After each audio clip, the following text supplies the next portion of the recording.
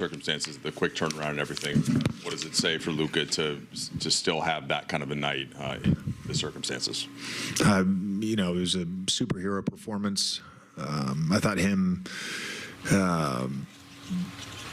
really getting us, keeping us afloat early was really important. And then all the groups there in the second quarter really did a nice job. The group that started, obviously, the second half that got us the lead was great. But he just, I mean, he made big shots. He made tough shots. Made a lot of right reads. You know, it's when he gets it going like that, it's some of it is you just kind of like let him go. And his teammates felt that. They saw that.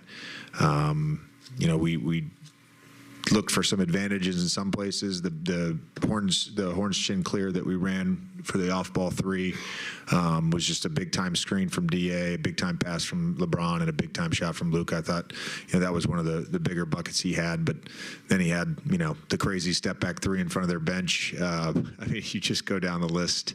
The shot making was unreal tonight. Luka's led the league in scoring most of the season, but if you asked him in December or January, he said several times that he didn't feel like he was playing his best ball yet. What has stood out to you about this shift over the, you know, not just scoring more, winning more games, defending better, like all of this, what we've seen from him over the last month and a half or so?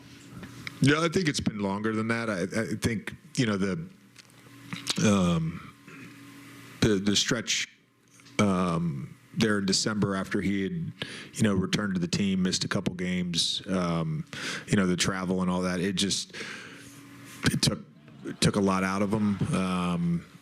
You know, I think he has been elite now for more than 6 weeks. I think he's been playing great. I think some of it too is just being clear-headed.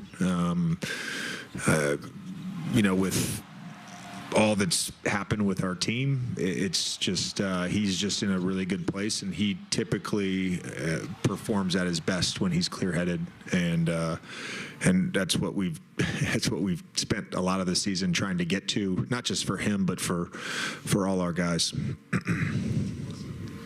After you said Luka should be more prominently featured in the MVP conversation, he had the type of performance that had the entire Miami crowd chanting MVP.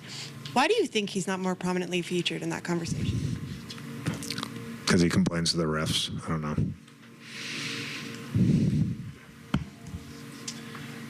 JJ, sometimes when you have a guy who is a scorer, who's ball dominant and stuff like that, it can maybe alienate teammates. Tonight, especially here recently over the last, I don't know, this feels like maybe like 2 months, like all hands kind of pulling in the same direction in a lot of ways. Yeah. What did you make of his teammates' reaction to tonight? And was there anything, I mean, I'm sure you probably heard that groan after he missed that first free throw. Yeah, he missed it on purpose. Just to build the drama. Nice. Yeah. No, I don't know. I mean, we saw this last night when he closed the Rockets out. His teammates have been, you know, they're enjoying it probably just as much as he is right now. It's a special run that he's on, and we've seen all-time greats like him go on these runs, and you just kind of got to embrace it and enjoy the moment. You know, we're whatever we are, 20 games over 500, and obviously he's missed time, LeBron's missed time, AR's missed time. You know, he's to the MVP point, like we would not be anywhere near in the position we're in without him having the season that he's having. He's just, you know, and particularly of late, he's dominating right now. JJ, you said pregame that it takes a lot of work to get to this point, and you sort of just left it there. But you know what the narratives were a couple of months ago, that this wasn't a championship team and couldn't contend. And was there just a point where this group just got tired of seeing dirt kicked on it? Like what was it that sort of just steeled this group, if you will? Those are external expectations. That's external noise. That's not something that I think we emphasize or talk about. You know, our mindset since day one is to continue to get better, to continue to build our habits, continue to connect as teammates and coaches. Maybe it's the injuries, maybe it's, I've mentioned this before, how loud our losses are sometimes. It just took a little bit longer, and you don't take it for granted when you're in it. It's enjoyable, but that's what an 82-game season is. I remember when I was working in media, Paul George said something about the Clippers, like we don't know what our identity is, or we lost our identity, and it's like, yeah, that happens to nearly every team 4 or 5 times a season.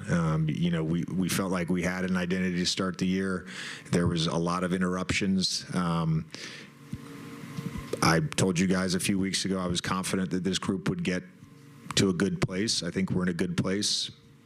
I don't care if you call us championship contenders or not championship contenders. It doesn't matter to me. That's not going to change how I approach coaching this team, and it's not going to change how our players are playing right now. All right, that is Coach J.J. Redick. Let's keep now available in California. Let's head back out to Miami. Marcus Smart with Mike Trudeau. All right, Marcus Smart, kind enough to join us here in Miami. And, Marcus, look, everybody knows that there are tough back-to-backs. You seem like the kind of guy that doesn't use that as an excuse. Am I right? Right. He's definitely right. All right, figured. So you think about this Miami team. They've been playing some good basketball lately. They did lose a couple with a couple key rotation guys out. They play fast. What's the biggest challenge on the scouting report? Just giving everything we got. We can't come in, and like you said, using that back-to-back as an excuse, because at the end of the day, don't nobody care, right? They're coming out here to try to beat us, and we got to come out and do the same.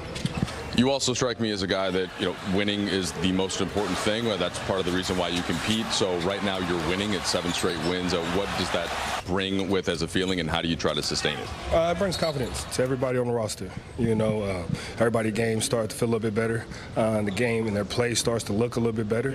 And, that's what it's about. If you're not here to win, and, then you don't need to be playing sports, right? And we go out there every day to leave it on the court, and that's what we're going to try to do tonight. We understand it's going to be a tough one against a really good team who plays really fast, who's really physical, and who knows what it takes to win. So we're going to have to come out there and we're going to have to go hard. Luka's been good all year, but have you seen him elevate even a little bit more this last just during the streak in these last couple of weeks? Yeah, definitely. He's staying consistent with what he does. We all know what Luka has done, and has been doing. But the things he's doing now, you can definitely tell that he's taking his game up a notch. And that's what we're going to need, not just from him, from everybody, but it starts at the top, and he's at the top. Miami plays so fast in the way that they play, too, just a lot of drives, right? Not a lot of screen set. What's the challenge with the way that they play? Keeping the guy in front of you and not trying to get into rotations. They do a really good job with that. And they got a lot of good players out there that can put you in those rotations. So definitely communicating from us on both ends, but definitely on that defensive end and making sure we know we got each other's back. Last one for you. Any keys to success for somebody like you on a road trip like this when you're away from home for this long? Yeah. Keys for me is just go out there and be me. Don't do anything else. Just do what I've been doing to the best that I can. Appreciate it, Marcus. Thank you, guys. Appreciate you, Marcus. Everyone buying in to what big game? I think you said it the other day. When LeBron is stretched out, diving on the floor, that's a byproduct of Marcus Smart. Buying into kind of that mentality and attitude. We saw it early in the season, when he started to play minutes after he was healed from his injury. He started right away with physical play, aggressiveness, diving on floors for loose balls, and that's contagious. And it's nice to have somebody like this on your team. I had Michael Cooper. Kobe had this guy right here to my right, Fisher and Fox, some other tough guys who didn't mind sticking their nose in there. You like that, and it's contagious. Guys who will go in and do the dirty work. I love guarding Larry Bird for 3 quarters. But in the 4th quarter, I love handing them over to Michael Cooper because I knew Coop was a specialist. So when you have a guy like that on your team, it's contagious, and they make big plays. That steal he had on Gordon versus Denver the other day at midcourt, taking charges, never complains to the referees. He knows how to talk to them 2 or 3 plays after the fact. So he has a lot of respect in this league, and happy to have him performing the defense that we need for the Lakers. Speaking of big plays, I want to transition to DeAndre Ayton. Marcus Smart had his back a couple weeks ago, saying that he's hearing a lot of the noise that's going around surrounding his play. Obviously, we heard the Clint Capella, quote that came out. But for him to say now he's